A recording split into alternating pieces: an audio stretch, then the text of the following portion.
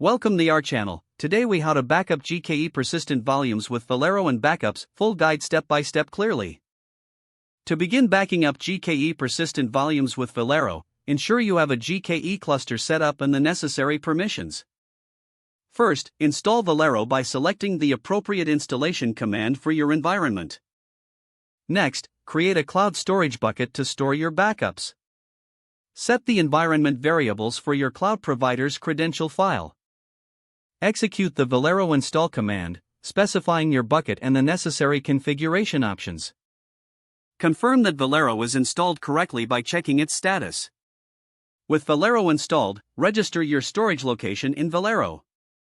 To do this, use the command that specifies your bucket and the resource type accordingly.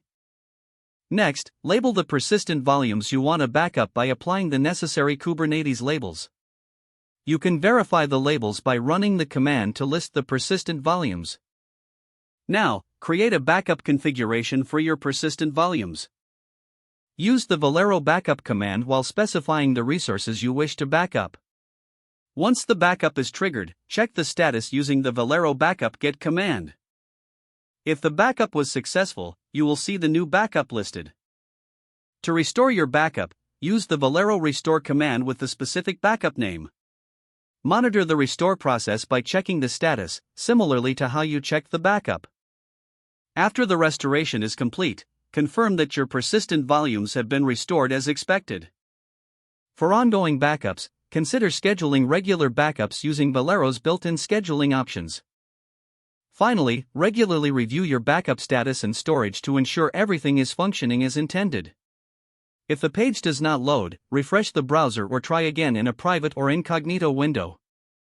Make sure you are using the correct email address, then retype it carefully to avoid small typos.